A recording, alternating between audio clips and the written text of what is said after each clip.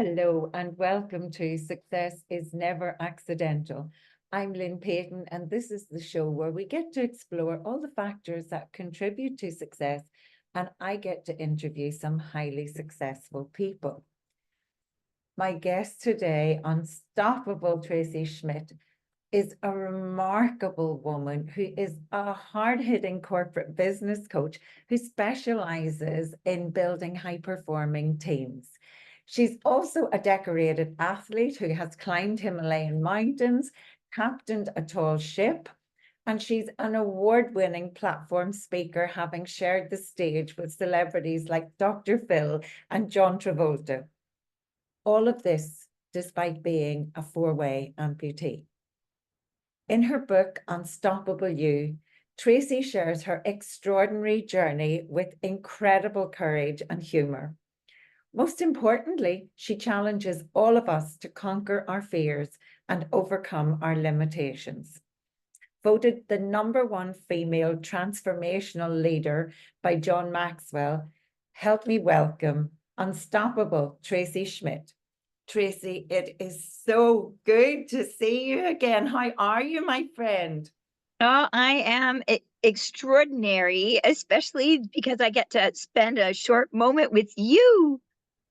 I was just saying in the introduction that you're such an accomplished platform speaker, and you and I met for the first time at JT Fox's Mega Success event. I think that one was probably in California. And I think so. you won the platform speaker of the event with so many big names. And I can't remember, but at least 50 or 60 or 70 platform speakers. So Yes, there what was actually 117 countries there. it was a huge event. Tell me why platform speaking is so important to you. It's something that's come to me a lot of my life. Like at 8 years old in a dentist office, there was someone that said, I'd like your daughter to speak to my executives. And my mom's like, she's 8, right? She's like, yeah, she's just got so much vim and vigor. And I found really quickly that just sharing the everyday stories invited people to be ready to take on more. Your listeners may or may not know that I'm missing my hands and my legs, but that it isn't something that's top of mind for me. It's just about jumping in. Tell us a little bit, because you mentioned that you're a quadruple amputee, and that has never stopped you. So tell us a little bit about your journey and how you got to be so persistent.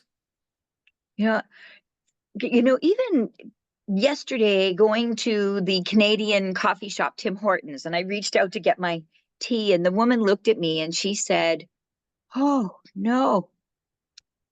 And I'm the only four-way amputee that has ever climbed the Himalayas. And I'm a World Cup sailor against 27 men, and all of them with arms and legs, and 3 women.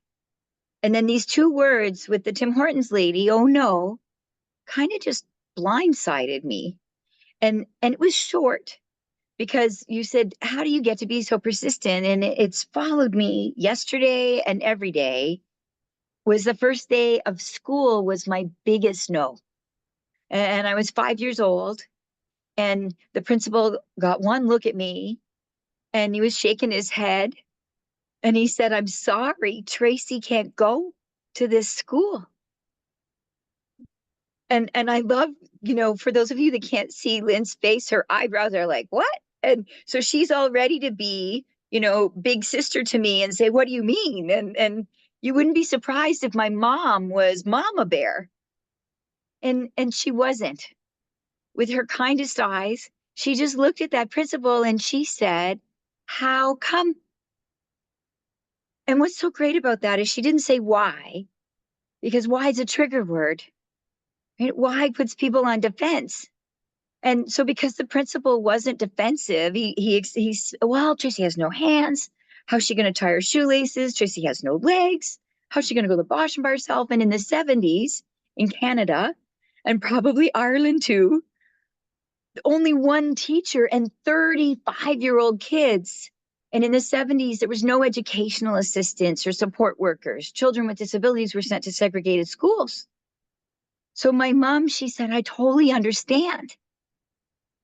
And then she looked him in the eye and she said, since we're here today, can we just try?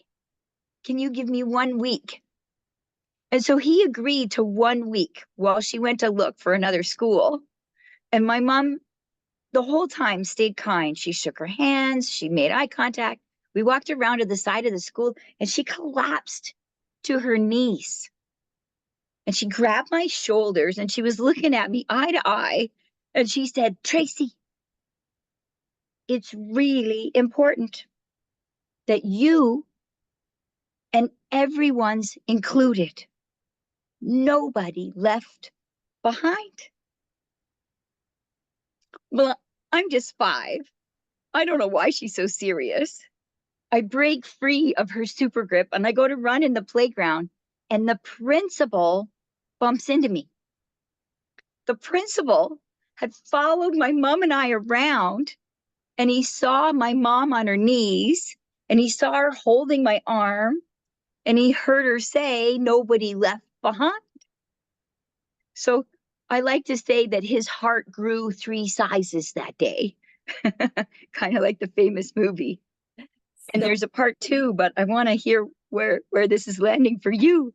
Well, I think, first of all, I've got goosebumps because of that lady's reaction to you yesterday, and a great lesson for all of us about not making assumptions, about not judging, and about just being open to the fact that difference does not mean bad or wrong, you know. But isn't it funny that even you, because you're one of the most resilient and emotionally intelligent people I know, Tracy, but it's still, we still get that moment of like a shock absorber reaction. So I think huge learning for all of us. But I love your mama's comment about leave nobody behind, because there is a part 2 to this story, and I think you should tell it. Oh, so the principal runs outside. He's excited at recess to find me, because if I'm outside, I get to stay. And I didn't make it outside. And his heart drops. He's like, what am I going to tell Tracy's mom? So he goes inside and he asks my teacher what happened. He's like, couldn't Tracy tie her shoelaces? And my teacher was smiling and confused. She's like, Tracy was the first one to tie her shoelaces. It's like, well, then how come she wasn't outside? She's like, oh, her little friend couldn't tie her shoelaces. And so what did my mom say? Nobody left behind. So I tied my friend's shoelaces. It turns out none of the 30 kids could tie their shoelaces. By the time I tied 30 shoelaces, the recess bell had gone off. I love that story, and I never tire of hearing it, Tracy. What a beautiful start to a conversation about teamwork. Yes. So you have so many different things going on in your life, but one of them is you are a really high-powered, tough corporate coach, and you're helping people on a constant basis to build their teams. So why is teamwork so important, and what is the most common learning that people get from your courses or your coaching or mentoring? You know, when Air Canada and Canadian Airlines, and like all around the world, right? British Airways and Lufthansa and United, all the airlines went bankrupt. And when Air Canada and Canadian Airlines were going bankrupt, the government, the federal Canadian government, caused them to go together to survive. And I was a facilitator in supporting these leaders of 12 different unions who a week before were petitioning, better dead than red. You know, they did not want to work together. They were each trying to choose. They wanted to be either Air Canada or Canadian Airlines, and they were each fighting hard to be the surviving one. And so once it became that Canadian Airlines was merging into Air Canada, I was tasked with facilitating different functional areas to figure out how they're going to work together. What's the new team going to be? And I remember the one gentleman, and the first task force was the employee assistance program. And one airline had all of the supports internal, and the other airline had all of the supports external. And each felt that that was the most confidential way. And this gentleman was so empowered with it's got to be the way it was, and was zero compromise. And he's a grown man, but he reminded me almost like a 3-year-old having a temper tantrum. He just kept pounding his hands on the desk and F-bombing and stomping out of the room in his behavior.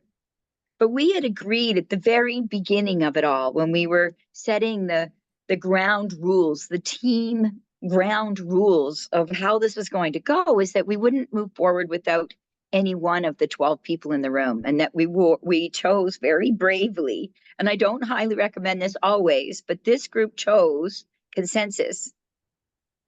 And as tough as a battle as it was, at the end, we were the first functional area to come to a new agreement, and it wasn't all about compromise. The 12 people in that room that started out hating each other from the 2 different airlines and the 12 different areas, right? Flight attendants, cargo, call centers, check-in agents, pilots, flight attendants. They were all from very different areas of the company representing employee assistance program. They ended up loving each other. They ended up very vulnerably in tears, saying to that one particular gentleman that made it very tough to come to agreement, if I was on my dying bed, I would want you to be my lifeline. And what I loved about that is, what's great about teamwork is it creates that accountability. It creates that instead of get it done and over, it creates that peak performance of what's going to work for everybody. And when you can meet the needs of the outliers, you end up delighting everybody. And so this is what that powerful man did for that room. And I think it was about them.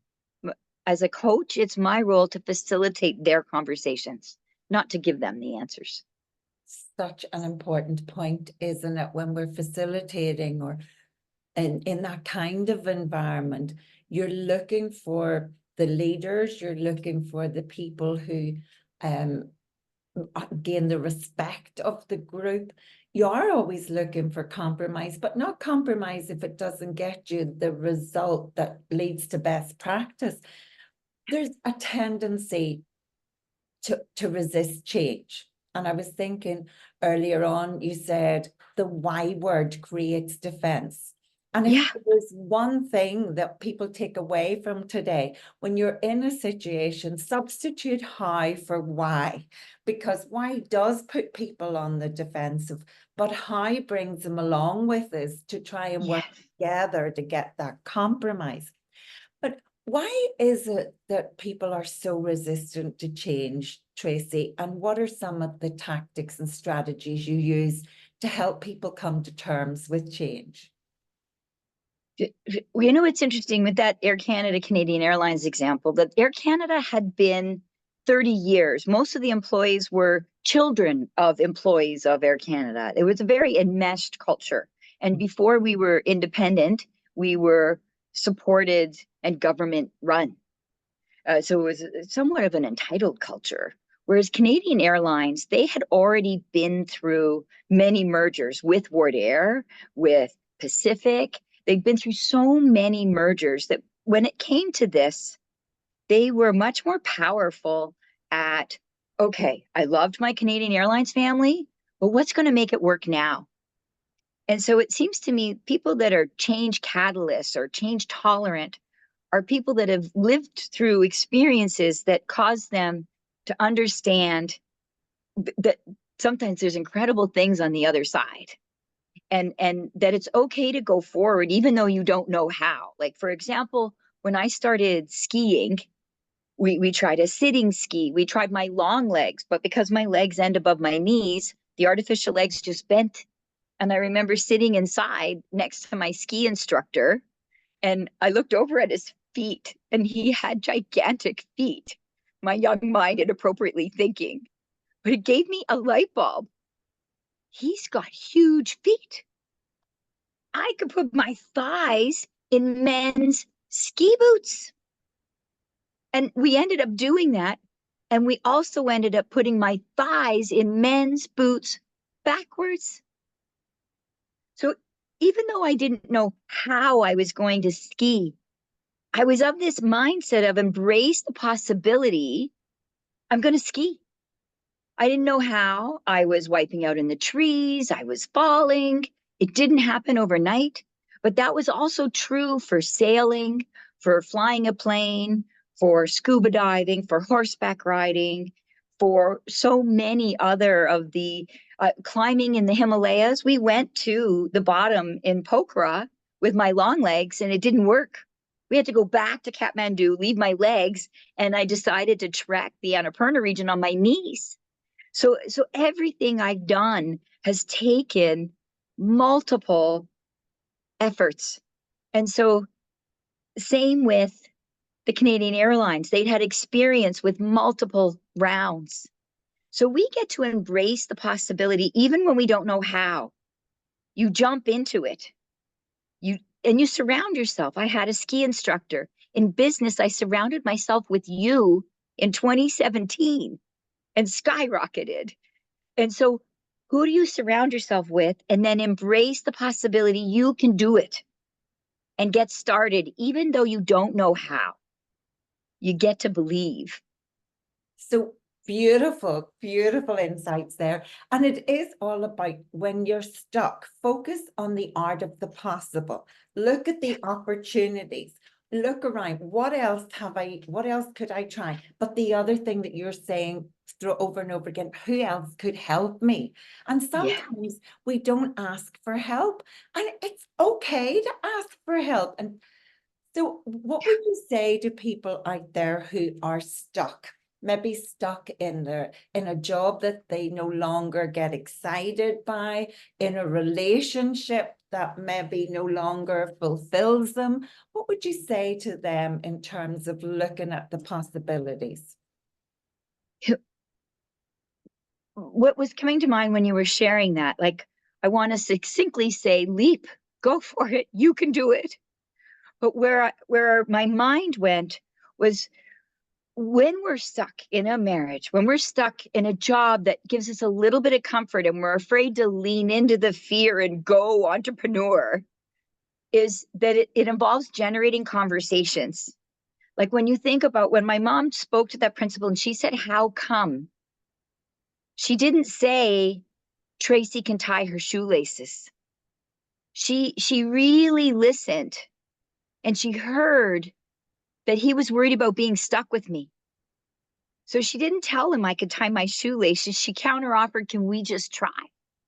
And when I wanted to become a World Cup sailor, I drove down to a gold Olympian. Like, who are you surrounding yourself with when you're taking this leap of faith? I left my job. I decided to become a Paralympian. And so who's that going to be that I'm going to surround myself with? A gold Olympian. And Magnus Lidgedal was the only one in all of Canada. And he was in Miami and I was in Toronto. And he was a lot like Shrek. And I wish I was Fiona, but I was a lot more like Donkey. And we get to believe, but I was so passionate about realizing that I'm going to pursue my sailing dream. I ended up washing and waxing boats for Magnus for 90 days. For 90 days, I was sleeping in my car, hiding in his boatyard at 5:30 in the morning, looking to get his attention. And it was the 90th day when he finally said, come on, let's go sailing. And so you get to leap and you get to believe, but you get to dig in your heels and do the work too. Yeah. And I always think too, if it feels stuck, it's good to ask, what's my part in this? How can I be a better version of me? How Oh, can yeah. I bring my best self to this relationship, to this job? What is it that I'm not doing that I could do? And Yes. you and I as coaches know the power of asking those kind of questions. You ask them of yourself, and you've made that a habit. That's how you got to achieve all the amazing things that you've achieved. And having somebody in your corner that you can turn to in all of those kind of situations is still so very, very important. And Yes. whenever you eventually did get Marcus's attention, it went on to great things. It did. And, you didn't know that part of the story, but what you summarized was exactly what happened, right? For 89 days, I was looking in the mirror and I'm saying, today's the day Magnus is going to coach me, right? And I wouldn't get out of the car until I believed it. So by like 89th day, I was saying it 20 times to the rearview mirror before I faced my day. But that 90th day was exactly what you said. On the 90th day, I couldn't get out of the car. I just didn't believe he was going to do it. So I finally changed my focus and I said, today's the day I'm going to be the best version of me. And I got out the car and I'd been there for 90 days and somebody needed assistance on the dock. And so I gave them a hand. And then somebody else was flying in hot and out of control. And nobody, all the gold Olympians, they're shouting, stop. But if the person knew how to stop, they would stop. Whereas I shouted, let out the sail. And I moved to where the wind was coming from. And I said, head to me. And the boat was heading in my direction. So the wind depowered them. And Magnus saw it all. But what pivoted on that last day was, what I was focusing on, the best version of me. And I could control that. I couldn't control Magnus, but I could control me. And I think about when I was rappelling off the cliffs in Thunder Bay training to go to Nepal. And the pictures all show me no arms, no legs, climbing and rappelling on these horrific cliffs. But what you don't see in those pictures is another human. I have a safety line. I have a belay line. There's always someone on the other end of that rope. And I get to be like, I'm doing this as I'm jumping off these cliffs. But it's the lens of the world that's on my lifeline. Lynne was on my business lifeline. Magnus was on my sailing lifeline. It's these high performing top coaches that helps me leap into and lean into these great adventures. Oh, I love you for saying that. And I think it was probably the other way around. You came to Ireland, you talked to my audiences, you inspired so many people. But I do remember one or two incidents when I was that lifeline. Like when Yes. I put you in the taxi in Orlando to the airport, and 5 minutes later, I get a text saying I forgot my wheelchair. Pretty basic. But you were already problem solving because you knew you were coming to Ireland. So you said, no problem. Can you just bring my wheelchair to Ireland and I'll get it when I visit? So we solved that one really, really, really quickly. I don't know how you managed at the airport, but I'm guessing somebody helped. Just borrowed one. So, I forgot that. So fun. Oh my gosh. And that was another time you had a big stage in Orlando and we happened to be staying close by. So yes, that's the value of networks, Tracy. You have a network like nobody I know. But say something about why having networks and friends and colleagues in different places and different industries is just so important. It's true. After tying those shoelaces in that kindergarten classroom, I went from being, that child that looked so different, no hands, no legs, and the other kids had never seen it. And because I got to tie all those shoelaces, those 30 children, they followed me through elementary, through middle, through high school. And there's still like one of those students is my admin assistant. that manages my emails, because I'm constantly on the road traveling and flying, and we look at you and I trying to book this wonderful conversation because I'm constantly in airports and we needed me to be somewhere stationary for long enough to record. And so having those networks, coming to Ireland with you, and when I went to Switzerland, there was a German there that I met. When I went to Egypt, and I was scuba diving in Sharm el Sheikh, my 100th dive, 100 feet deep, because I happened to also be doing a talk in Cairo. And there was a gentleman there that I got to know at that LA event. And so it's literally having those lifelines around the world. And, you know, the, at the lowest of the low, like I recently got an infection in my knee, and I have never felt like I didn't have legs. I was born this way, no legs above knee. But for the first time in my life, I felt like I was legless this past year, not being able to wear my legs while my leg healed. And it's the lifelines. Like when I was at my saddest, it wasn't just reaching out for someone to listen to me. What I found most fulfilling as well was being able to reach out and listen to others. You know, sometimes filling others' buckets, it fills ours too.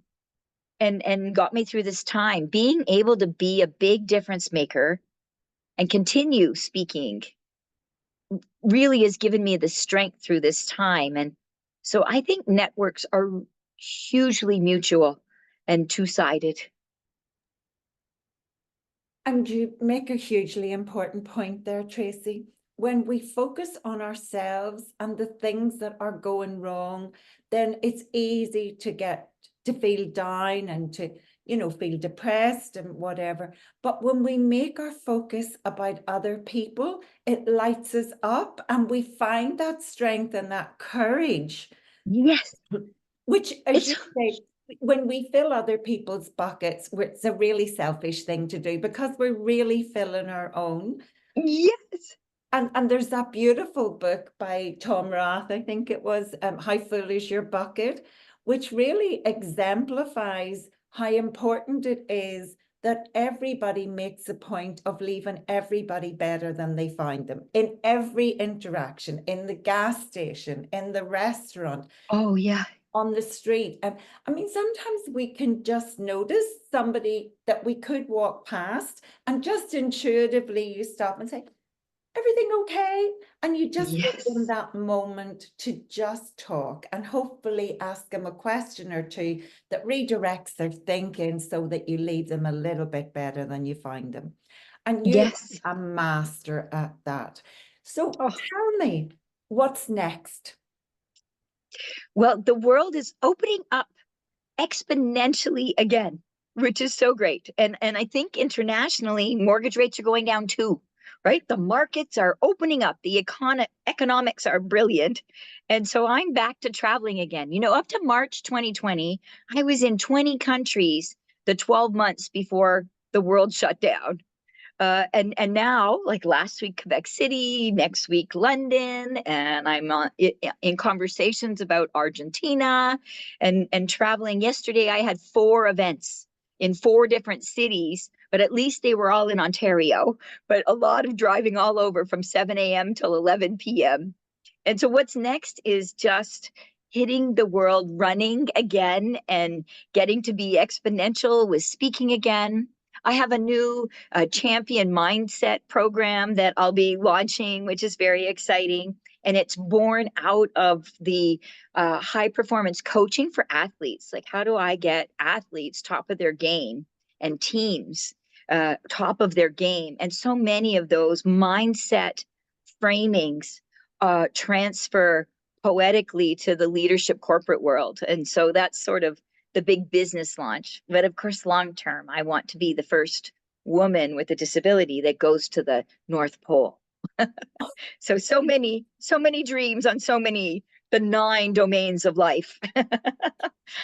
Tracy, you are just a beautiful example of the reason for this show. Success is never accidental.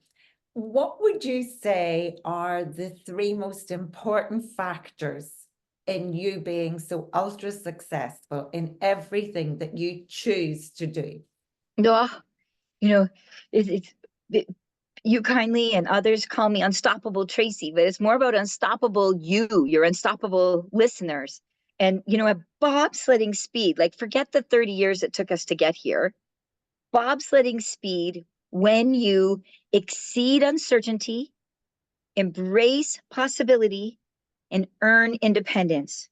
When you exceed uncertainty, feeling uncertain, falling out of my boat, wiping out in the trees, getting bullied, exceed uncertainty. You get to feel the feelings, but feeling uncertain is no excuse for inaction. And you embrace possibility, exceed uncertainty and embrace possibility. Even when you don't know how, you get started. You don't avoid failure. And you earn independence, exceed uncertainty, embrace possibility, and earn independence. But earning independence, like jump out of those airplanes, just make sure you know who packed your parachute. Like Lynne packs my parachute many a times, from wheelchairs to conversations to business coaching to team building, framing, and facilitation. And so earning independence is not alone. Earning independence is interdependent. And that will get you there at bobsledding speed. That's a beautiful way to end. Tracy, I hope you put Ireland on your itinerary again soon. Yes. And we would love to see you over here. So you take care, my friend. Have a wonderful rest of your day. And you go be bold and unstoppable, everyone. It was so good to reconnect with Unstoppable Tracy Schmitt. Her energy, her passion, her commitment are just so inspirational. Tracy Schmitt is not defined by the fact that she is a four-way amputee. She is defined by her courage, her talents and skills, and by the huge contribution she makes in inspiring the lives of others as a motivational and keynote speaker in audiences all around the world. Tracy's defined by her perseverance and intelligence and problem-solving ability, all of which has resulted in her many achievements as both an athlete and as a business coach and consultant. So the key lessons arising from our conversation with Tracy today are: anything is possible. We just need to look for the potential and the opportunities. We need to overcome our fear. Sometimes we need to jump out of the plane. But she always does it in a planned way. And she looks for people who are experts in their field. So she learns from the best. And she also talked about having a safety net of people in her corner. The second key lesson was change is inevitable, and we all experience that on a daily basis. But she said we need to become more change tolerant, drawing on our past experiences and getting the learning from those and focusing on the way forward. And she gave us a very important hint. Instead of asking why, we need to ask how. Why is a trigger word that provokes a defensive response. So we better do better when we ask how questions like, how would that work? Where would we start? How would we take that forward? And then she talked about her role as a facilitator in brokering partnership between two major airlines. And her role was to focus on listening to the real issues for each party, establishing the ground rules for working out the way forward, identifying viable options, and then holding everyone accountable. In her book, Unstoppable You, which I've read a couple of times, she challenges all of us to be the best version of ourselves. And she gives us 3 ways to do that. 1, by exceeding uncertainty. Feeling uncertain is common, but it's no excuse for inaction. Embracing the possible. And she tells herself there is always a way. And earning independence. All of us need to become more empowered and more accountable. So my challenge for everyone listening to this podcast today is, where do you need to get out of your comfort zone? And remember, success is never accidental.